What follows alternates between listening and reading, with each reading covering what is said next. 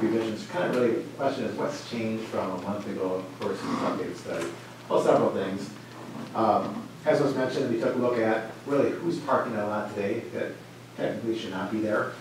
As was previously mentioned, we also looked at a parking destination study as far as the people that are parking in a lot, where are they to and from? And for the residential parkers, how long are they parked there? In other words, are they currently violating the ordinance that's currently in place? We had that information as well. We also took a look at the key code data for the existing sites in Minnesota. In other words, how often or what's the arrival and departure times of parent pickup and drop off throughout the day. And that was used for this study as well.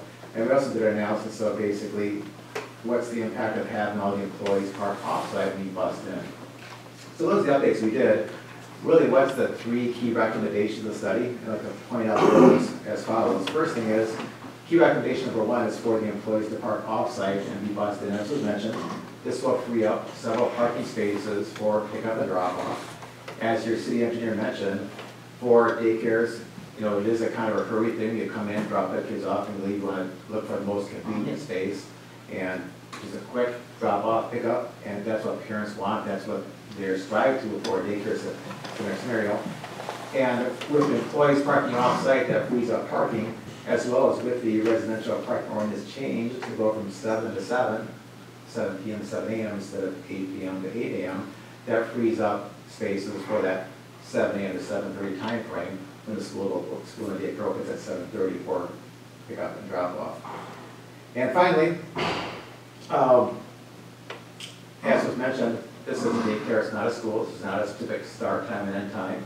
So as far as parent pickup and drop off, it's not going to be a huge surge of traffic occurring. It's going to be staggered throughout the morning hours as well as staggered throughout the evening hours. And that was also included with the key code data that was part of the traffic study. So with those three key recommendations we're looking at, there is ample parking provided, both on-site and on-street, to accommodate development, as Bart mentioned in the table in the report. So with that, I'm more than willing to answer any questions you may have or comments. I can definitely do that now or later. I just have one, the key code data. Can you just touch on that again? Sure, yep. What was the range? Maybe I could have, since provided the key code data, I'd be the best to answer that question. Sure, I'd be happy to address that. I'm Natalie Standridge, the founder of Casa de Corazon.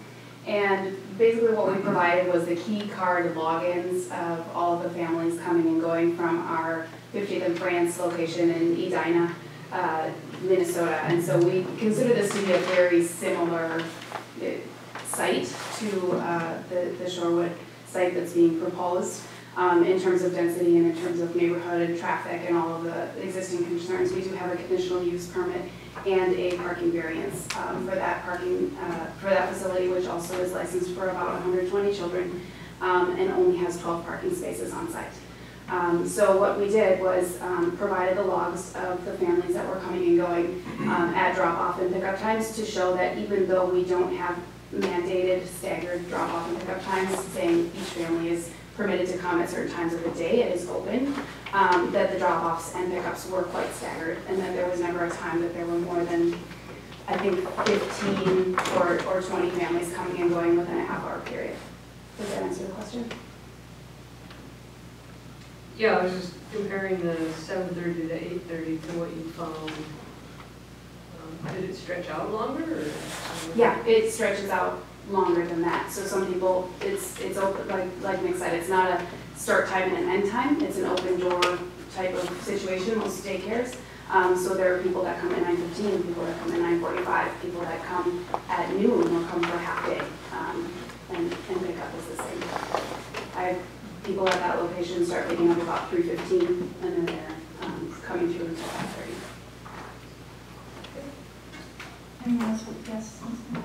I think I'd asked this question the last time this application was before us, and that was whether the applicant expected most children to be there, you know, most spots, you've got spots for 124 children, whether he expected them to be filled all day long, whether that meant, you know, 2 half-time children filling up one spot or one child there for 8 hours. So in talking about families arriving and departing at different times, what has your experience been? I mean, if you've got somebody not coming till noon, does that mean there's somebody else there just for the morning, just like, morning and afternoon kindergarten? Correct, yeah, so we, in our experience, about half of our enrollment is part-time children.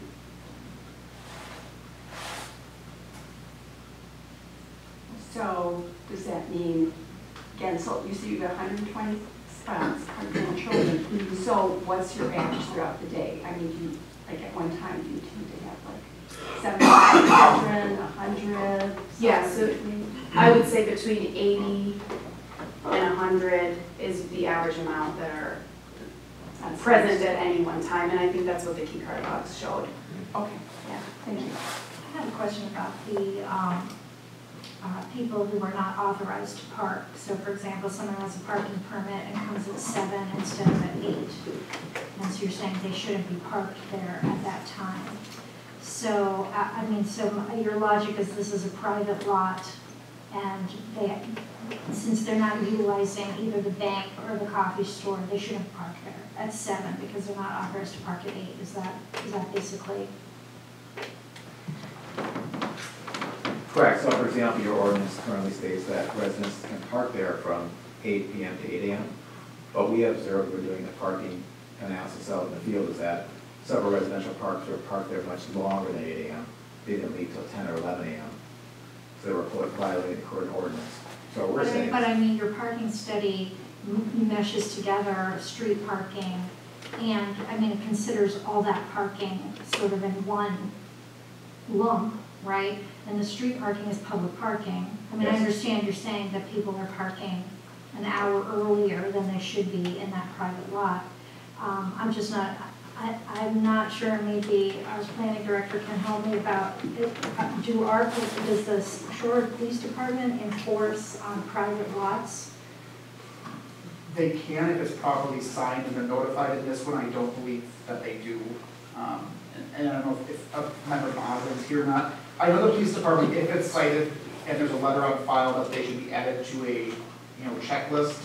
We had one recently with North Shore Bank, we received a complaint that someone's parking there, so they promptly noticed it and given the police department. So if they complain, they can monitor it. Right. I don't believe in this case that they are. I don't know if the property owner is familiar with it or not. So it has been lax in terms of enforcement because it's vacant, but in the past they had notified the police department to ticket.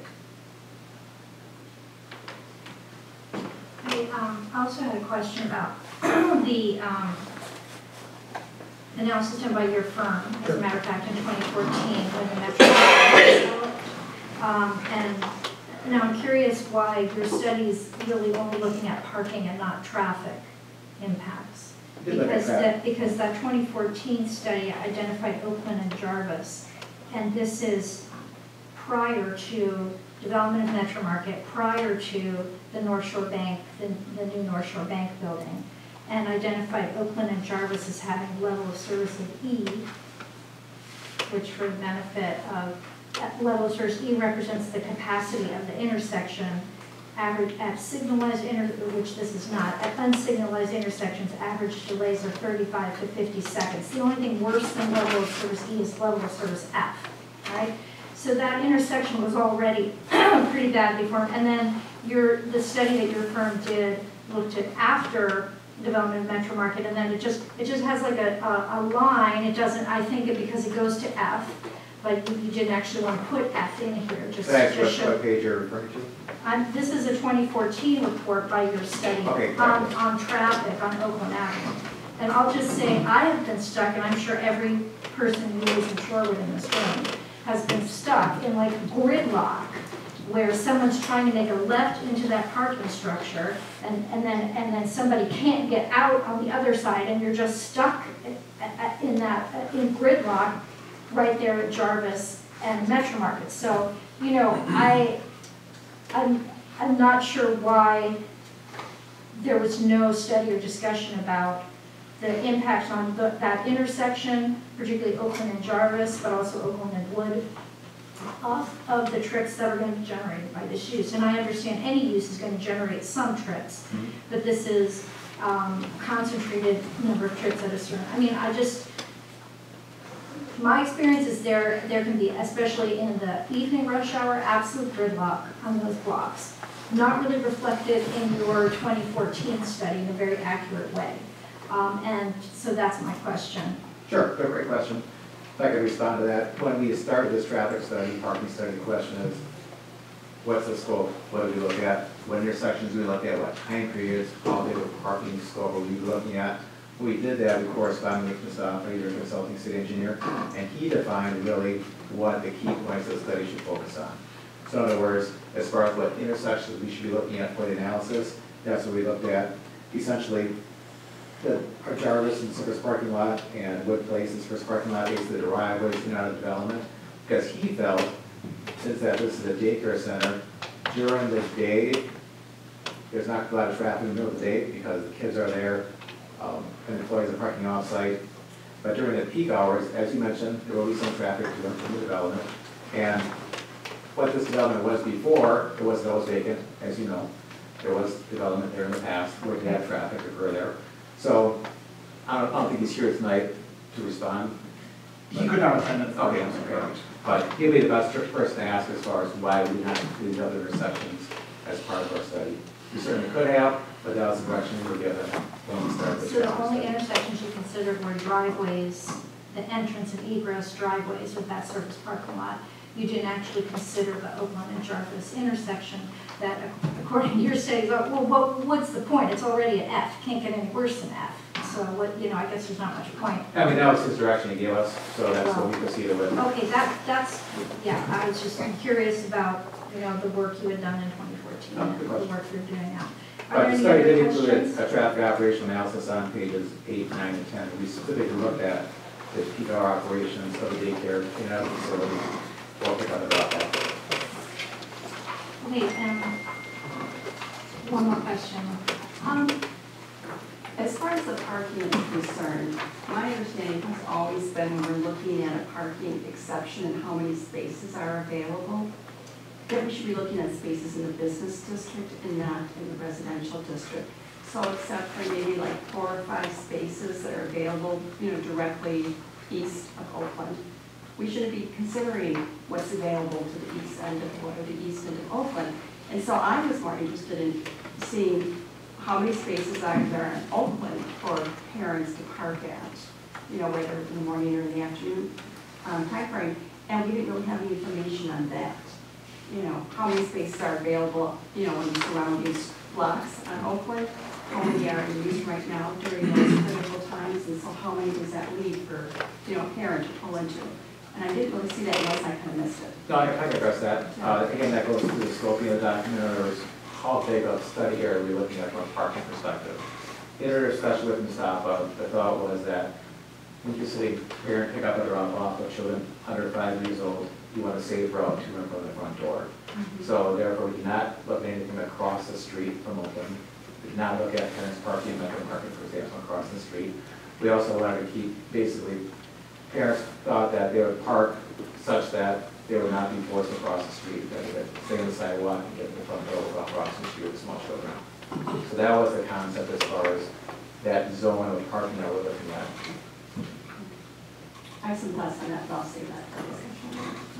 I actually have a question for Bart. Can you confirm the scope of the parking the way that Commissioner Miller just described? Is it just a few houses? Is it the block?